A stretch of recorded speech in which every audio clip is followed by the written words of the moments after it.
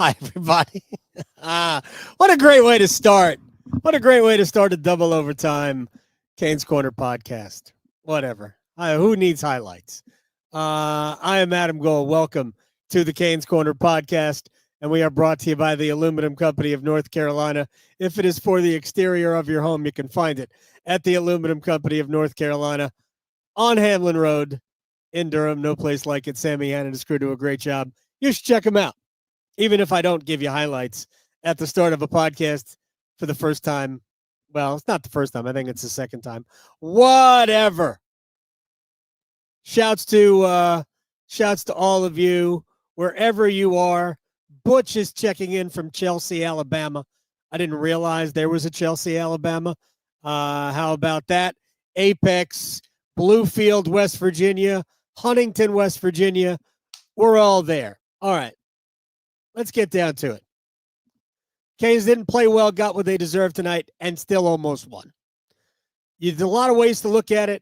You're going to play a game where the Devils really control the play 5-on-5, as they did, and you still get to overtime, end up with a second overtime. Man, I'm just going to give him credit for hanging in. Freddie was great. I fear what's going to happen on Sunday. I really do. I hate being at odds with the head coach, but I can feel it. Freddie was great. Freddie's going to want to go on Sunday, and Rod's going to let him. And I wouldn't. I don't care if they lose Sunday. I don't. Not for a second do I care if they lose Sunday. Because it ain't about winning the first round. It's about going as far as you can possibly go. And it's just not going to happen unless you use both goaltenders. It's not. All right, deep breath for me. But we're going to talk about Freddie. We're going to talk about special teams. We're going to talk about the top line. We're going to talk about false narratives. And then because we were in double overtime, we're probably going to shut it down. But I appreciate your time. Let's start with the goal that ended it. Because if you recall, after the game Tuesday night when Carolina took a 2-0 series lead, I said I would make two changes on the road. First thing I would do is I would start Kochetkov. I actually think the head coach did the right thing here.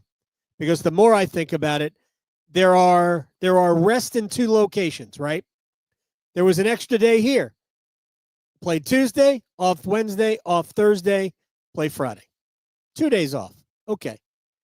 Short turnaround, Kochetkov plays. Granted, you could give Freddie extra rest if you played him Sunday as opposed to tonight.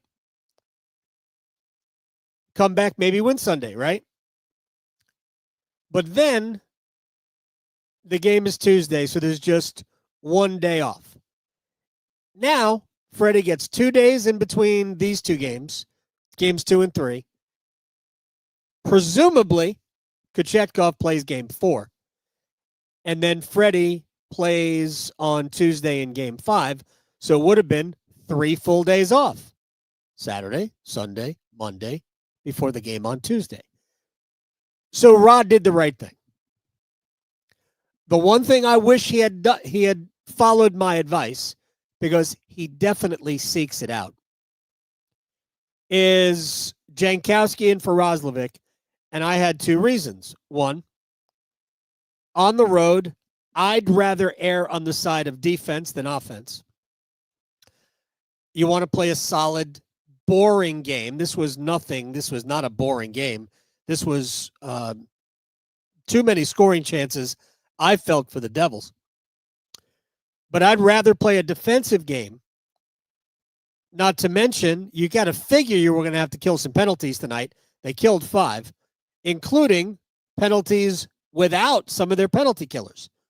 Martinook.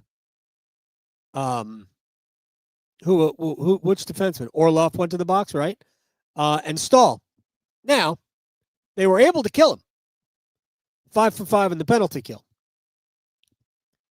But Mark Jankowski's a pretty good penalty killer. And I just wish he was available tonight. And then we get to the final goal. And first of all, I hated it, but not for the reason that you might think. It was definitely a stoppable shot. I wouldn't put it in the category of a bad goal. You hate to allow that as the game winner, but I wouldn't call it a bad goal. But it's one that Andersen, I'm positive, thinks he should have gotten. And I don't disagree. But here's where I didn't like the play. Because, A, your fourth line and your bottom pair is out, and I get it. I don't think there were star players on the ice. Simon Nemec is a big-time prospect. He's going to be good at some. He's already talented. He's going to be a good player. He wasn't good in Game 2. He's going to be a good player. But he's an offensive-minded player, which means in transition, he's in his element. So, if I'm not mistaken, Gostisbehere was in a 2-on-1 situation, him being the one, Nemec, and I think he had a player to his outside. And Gostisbehere is standing there, and he's like, all right, who's helping? Well, it was Jack Roslovic who was not helping. And Roslovic got caught watching, flat-footed, not skating, and Nemec easily split the defense. Roslovic to his inside, Gostisbehere to his outside, and that's why Nemec had such a great opportunity to score. Should Freddie have stopped the shot? Yeah. You like to have that, especially in a double overtime. But I ain't going to bang him for it. And again, I hated it for other reasons. That is exactly why Roslovic should play in Game 4. Because let me just be honest about Roslovic here. And I get why Rod kept him in the lineup. Right-handed faceoff guy, zone entry on the second power play unit. He's got 22 goals this season. And I know naturally he's a better goal scorer than Mark Jankowski. But in a Hurricane sweater, Jankowski had 8 goals in 19 games. And while I thought his play drifted a little bit over the last few games, I'd still rather have Jankowski available to me than Roslovic 100 days in a row. And who knows? I have no idea what the head coach is going to do. He might roll the exact same group out there on Sunday, even though this group didn't play all that well. Not at 5-on-5. Special teams, spectacular. 5-on-5, except for the second period. Not very good. So that's the one change I suggested that he make after Game 2, and I will reiterate that suggestion. Jankowski in, Roslovic out. And then I don't really care what you do with the lines. I didn't hate the line combinations when Rod switched them in the second period. I didn't hate him at all. Kotkaniemi, Svechnikov, and Martinook gives you more a guarantee of straight line play because Martinook is going to basically force Svechnikov to play that way and Kotkaniemi, on top of the fact that you've got defensive cover for what was probably a pretty vulnerable line in Kotkaniemi, Svechnikov, and Hall. And you were getting a lot of the Nico Hischier treatment, and even the second line of Mercer, Jesper Bratt, and Eric Haula was certainly causing Carolina some problems. Everybody caused problems from New Jersey tonight because Carolina wasn't good enough. But I actually didn't hate the flipping of the line combinations. And now get Jankowski on in for Roslovic, and I think Carolina will be in good shape. So again, I thought Rod, makes that little adjustment. It got better. Second period was amazing. They just didn't score. Bummer, but Carolina just wasn't able to cash in on a handful of really good scoring opportunities. And then New Jersey scores that goal to start the third period, and you think, well, this is useless. Excuse me. It's very late. And then the Aho Jarvis give and go through traffic on the power play was the total game turnarounder. That is not a word. Still don't know how they were both able to stick handle and pass the puck through all the legs and sticks, but they did. And Jarvis finishes up high. My gosh, watch tape, fellas. Don't shoot low on Markstrom. He goes down and he wastes 6'6" of goaltender. Just shoot high.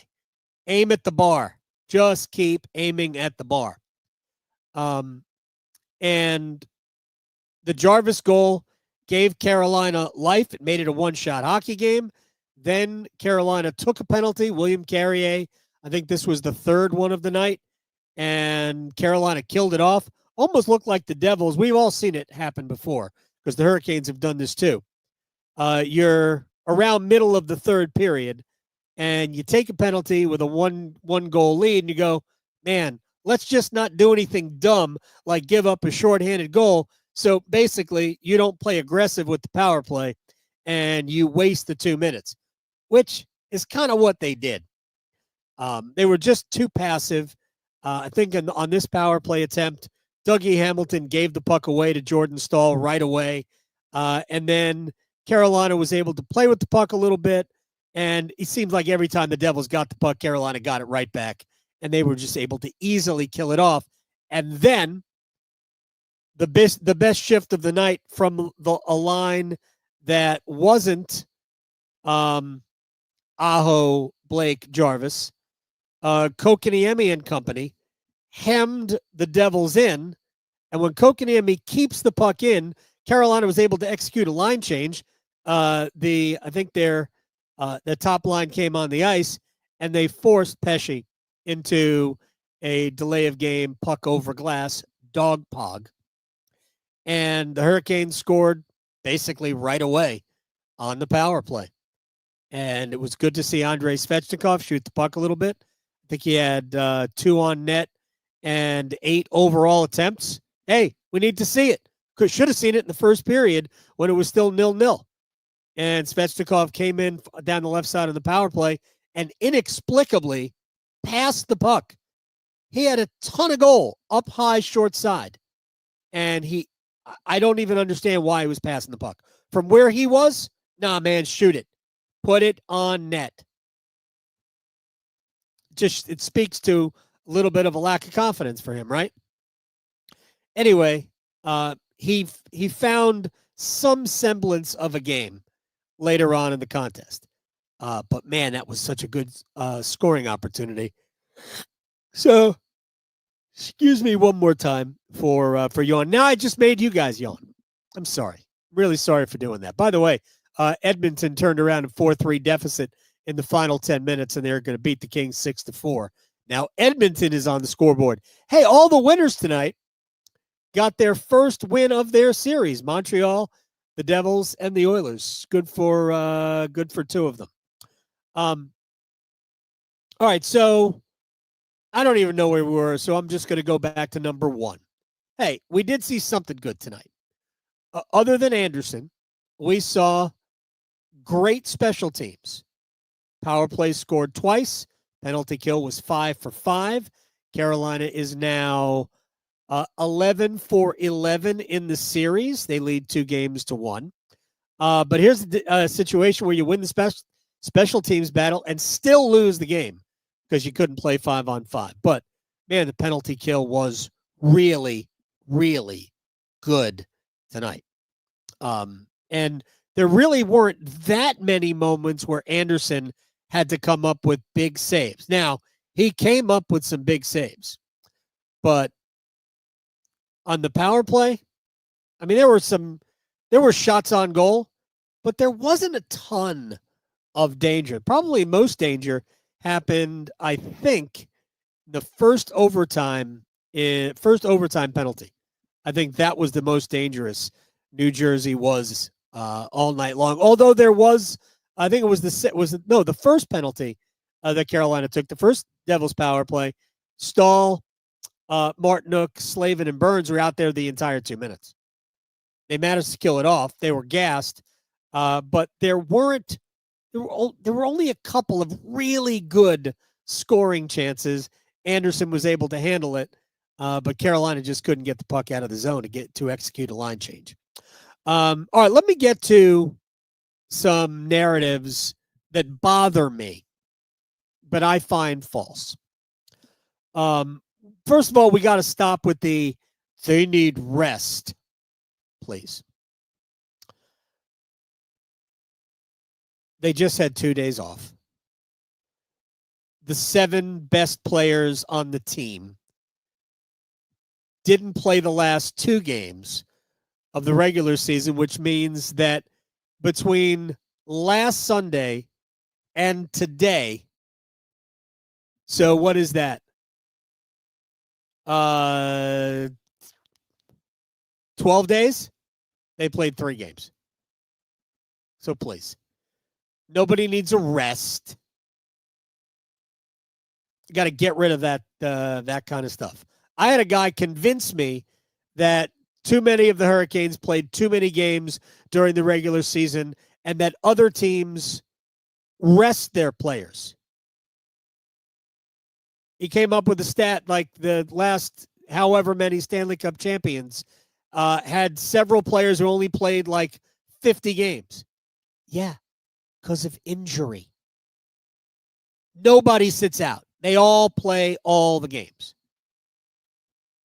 The reason Carolina hasn't advanced as far as some would like in the postseason over the years is because Carolina hasn't been offensively potent enough, and the power play, for the most part, has evaporated. Power play was good tonight. We've been watching this team for months. We all know that this is a, somewhat offensively challenged team at times. They're not blessed with a ton of goal scoring. They can score goals, but they don't have a lot of, oh my gosh, you got to stop this. They just don't have a lot of that. For whatever reason, one of those reasons is 37 hasn't been a legit goal scorer for the most part all year long. It was not a great offensive season for Aho. We should all struggle, as Sebastian did, with almost a point a game on a season, but nobody is denying that he was just good offensively this year. He was not great offensively this year. All right, so forget about the rest and all that. Here's the other thing. Well, the Hurricanes just can't win on the road. False narrative. So I actually put out an incorrect stat on Twitter. I don't know why I didn't get this right. Last year, they went 1-2 on the road against the Rangers, right? They lost the first 2 games of the series, won Game 5 in New York. Ultimately, came home and lost Game 6. The other series against the Islanders, they won Game 3 on the road, lost Game 4, came back, won the series in Game 5. The year before, they lost both games at Florida, Games 3 and 4, and they got swept out of the Eastern Conference Finals. So that's 2-5. But the series before that, they went 1-1 against the Devils at Prudential Center, and they went 2-1 against the Islanders. As it turns out, that Islanders series was the only time since Rod Brind'Amour has taken over that Carolina has lost an opening round game on home ice.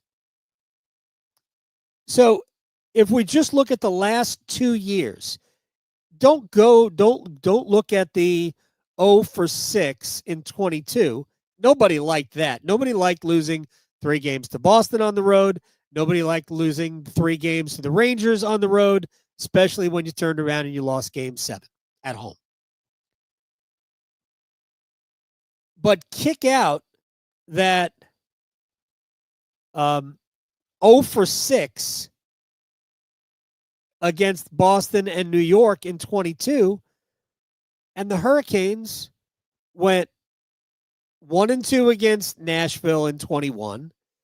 1-1 against Tampa in the second series that year. And then 2 years prior, they won game 7 in Washington, won both games against the Islanders. Yeah, they lost the 2 games in Boston. But I would submit to you that their road record isn't dramatically worse than most teams' road records that aren't Stanley Cup champion good. The Hurricanes have won 5 of their last 12 road games. Somebody's going to have to convince me that that's not okay.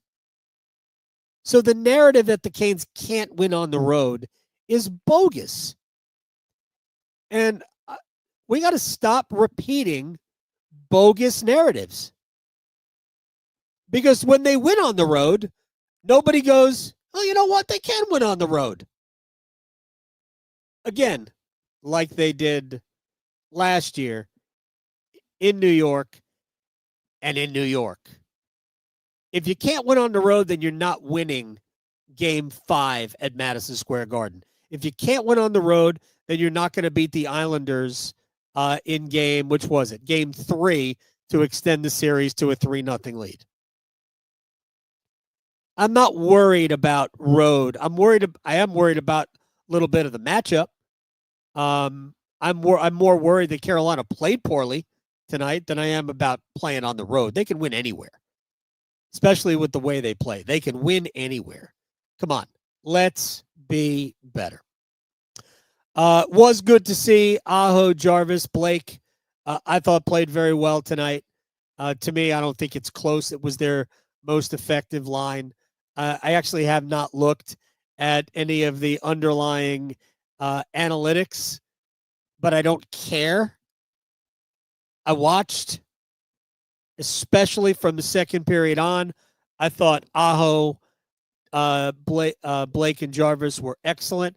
I actually think through 3 games, to me, Jackson Blake has been very much a mixed bag, but he does so many good things that while you want the mistakes and the, passes without enough pace, you want that stuff to go away. But, man, he just kind of recovers so easily that, you're living with the mistakes right now. But I think Blake, he'll erase those out of his game. Hopefully it's this playoff series. But, man, he's too creative. He is able, more so maybe than anybody else on the roster, to create space and find lanes to get passes through. I think what needs to happen for him is I'd like to see him have a little bit more of a shooter's mentality, because I think it would open up more passes for him if he started firing some pucks on net. He is too willing and able to hold on to the puck and find a better play, which is great. But I think you'll find more of those if you actually just unleash a few wrist shots. I think he's got a good shot. Shoot high, Jackson, especially on Jacob Markstrom. But that line ended up being very good. Again, 5-on-5 Carolina wasn't great. And I know that the Aho Jarvis goal and then the Aho goal from Svechnikov, those came on the power play. But I thought that line was the only one really generating grade A scoring chances on the night. They had a couple here and there elsewhere, but I thought that line was more consistently good than any of the others. But frankly, the Devils were the better team tonight. They deserved to win. And I think we can all be okay with that. I know that there was some fabricated drama with Alexander Nikishin today. let's just address that quickly. The Russian agent apparently, look, I don't even know if any of this is real or fake or what have you. So let's just, without addressing specific tweets or comments, let's just say this. In every single trade the Hurricanes have tried to make over the last 2 years, the ask has started with Alexander Nikishin. And Carolina turned them down every single time. He is the #1 prospect in the NHL. They are not trading him unless they're getting Auston Matthews back. They are not trading Alexander Nikishin.